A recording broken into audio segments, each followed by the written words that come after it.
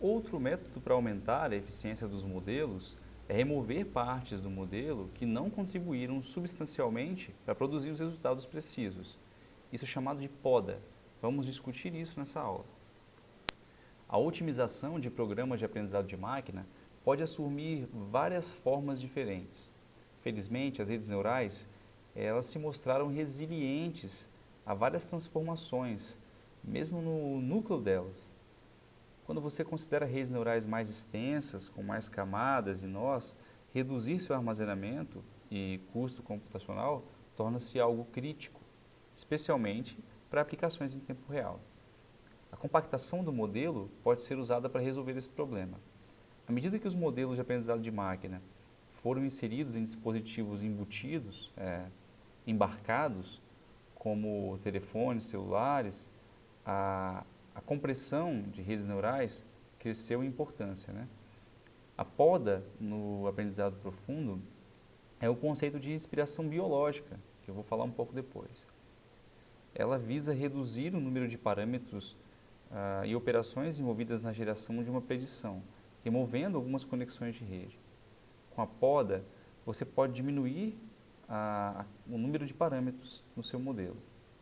As redes geralmente se parecem com a rede da esquerda. Aqui, cada neurônio, uma camada, tem uma conexão com a camada anterior. Mas isso significa que temos que multiplicar muitos pontos flutuantes juntos. Idealmente, apenas conectaríamos cada neurônio a alguns outros e economizaríamos em algumas multiplicações, se pudéssemos encontrar uma maneira de fazer isso sem muita perda da precisão. Essa é a motivação por trás dessa técnica de poda. A escassez de conexão, a esparsidade de conexão, tem sido um princípio fundamental na pesquisa em neurociência, pois é uma das observações críticas do neurocórtex. Para onde você quer que, para qualquer lugar que você olhe no cérebro, as atividades dos neurônios é sempre esparsa. Mas as arquiteturas de redes neurais comuns têm muitos parâmetros que geralmente não são esparsos. Tomemos, por exemplo, a rede ResNet 50. Ela tem quase 25 milhões de conexões.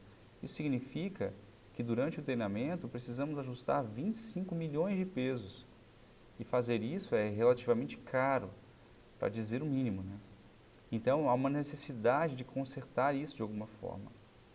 A história da esparsidade na rede neural começa justamente com a poda, que é uma forma de reduzir o tamanho da rede neural por meio de compactação. Reduzir o número de parâmetros teria vários benefícios. Uma rede esparsa não é apenas menor, mas também é mais rápida de treinar e de usar.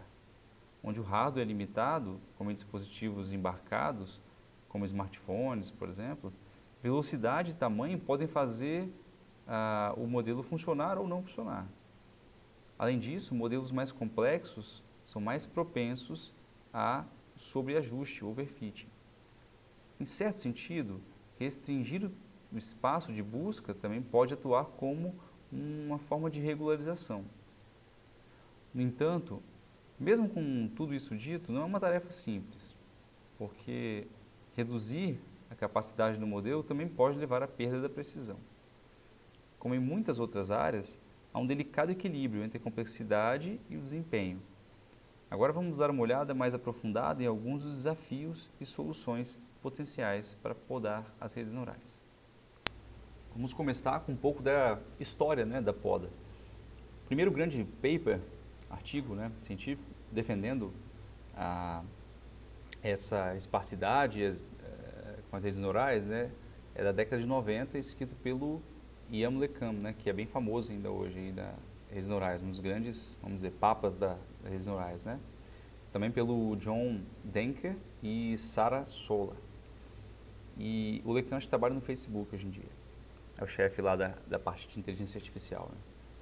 E ele recebeu o título bastante provocativo. O título do paper era Dano Cerebral Ótimo.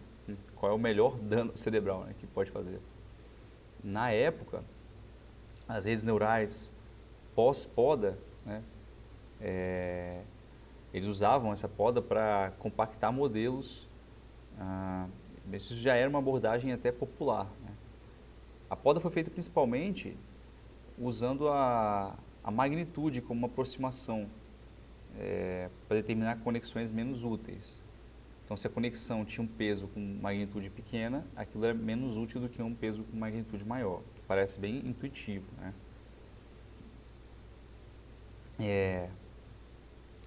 Então, assim, o que eles faziam, né?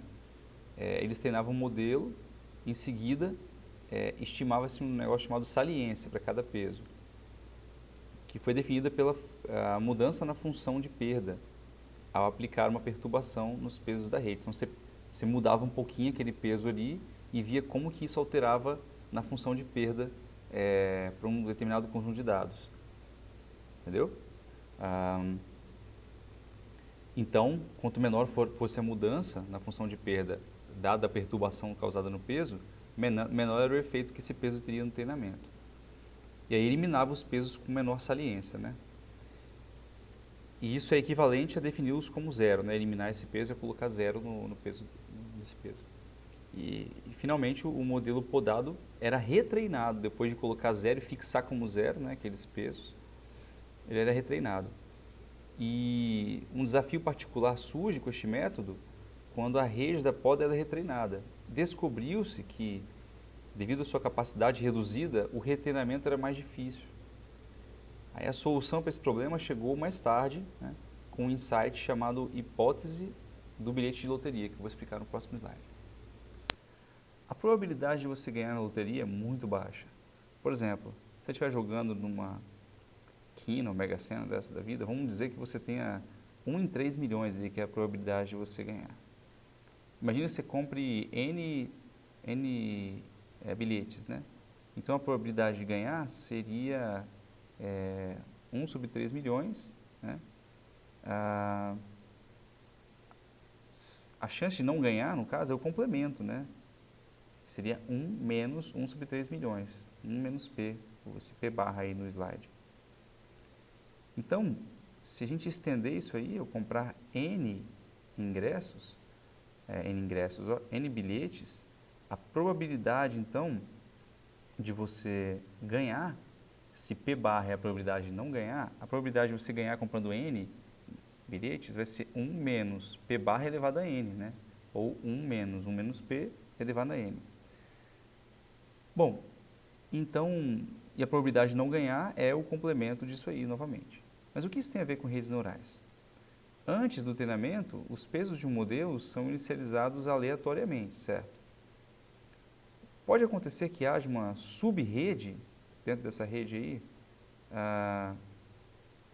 que poderia ganhar esse modelo, né? Imagina que haja uma sub-rede dentro da rede neural e essa sub-rede ela consegue realizar a tarefa, né? Poderia acontecer isso numa inicialização? Poderia eu inicializar os pesos aleatoriamente e eles já virem como que treinados, né? Probabilisticamente sim, né? Eu poderia. É muito baixa a probabilidade de uma rede inicializada aleatoriamente já conseguir ter um bom desempenho, mas ela existe. Alguns pesquisadores se propuseram a investigar o problema e responder a pergunta, né? Essa pergunta aí. Mais notavelmente, Frankel e Carbin, de 2019, né, em 2019, descobriram que o ajuste fino dos pesos após o treinamento não era necessário, né, com essas novas redes de poda. Na verdade, eles mostraram que a melhor abordagem era redefinir os pesos para o valor original de inicialização aleatória e em seguida treinar novamente a rede toda. Isso levaria os modelos com precisão ainda maior em comparação com o modelo original, né?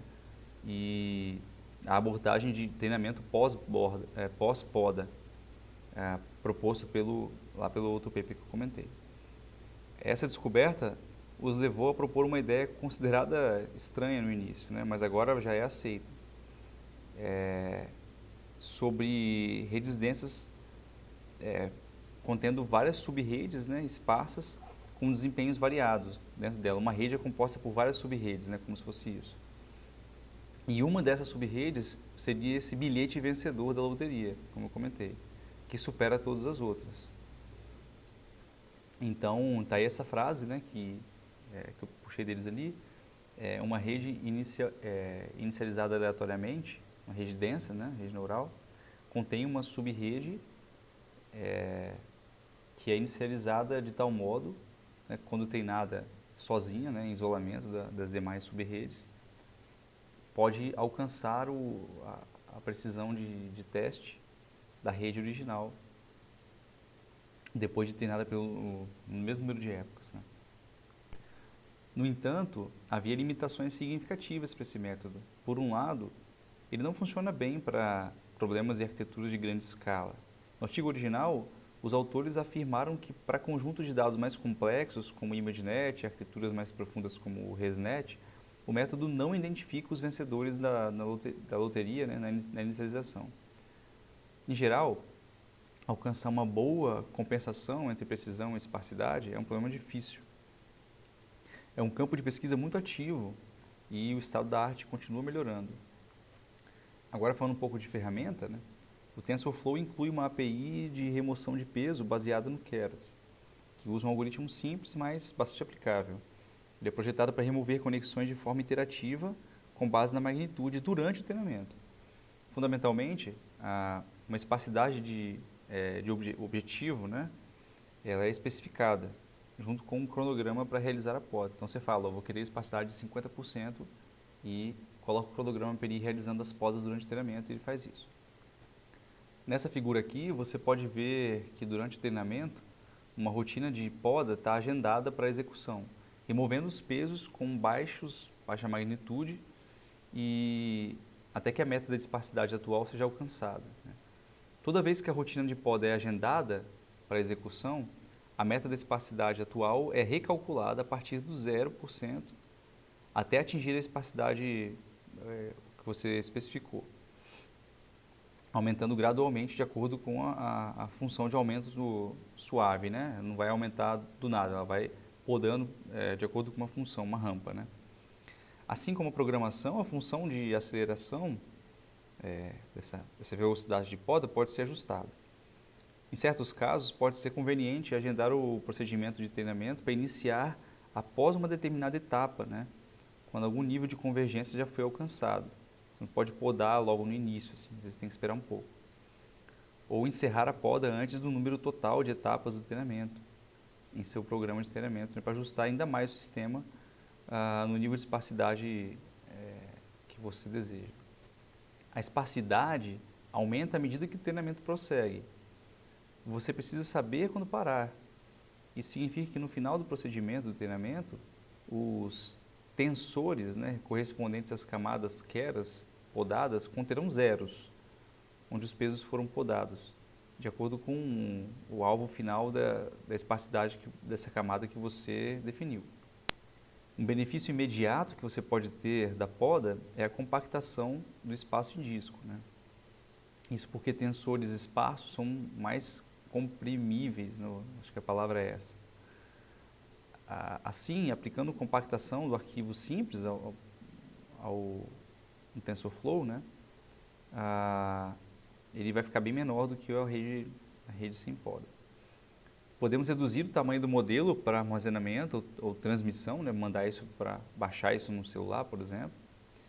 E você pode ter até melhorias de velocidade, né, quando usado numa CPU que explora essas eficiências, né, de esparsidade.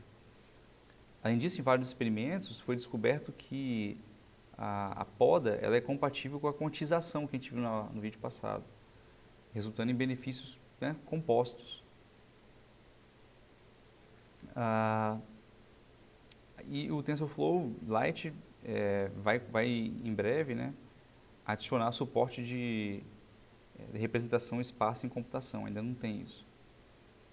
Aí isso vai expandir os benefícios como tempo de execução, uso de memória, né? Vai melhorar ainda mais esse ponto aqui. Vai dar mais vantagens para a poda, né?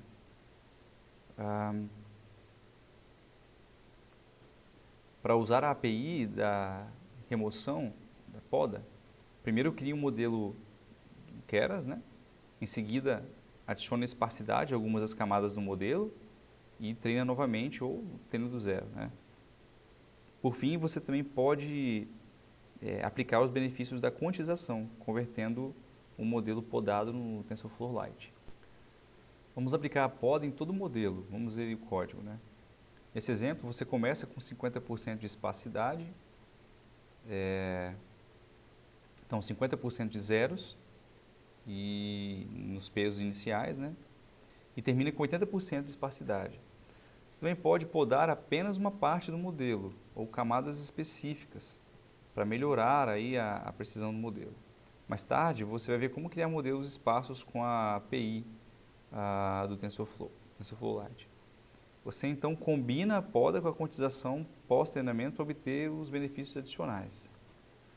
Além disso, essa técnica pode ser aplicada em diferentes tipos de modelos, né, em tarefas distintas, né, das redes neurais baseadas em convolução até processamento de imagem, né, até processamento de fala, né, utilizando redes recorrentes. Essa tabela mostra alguns dos resultados experimentais.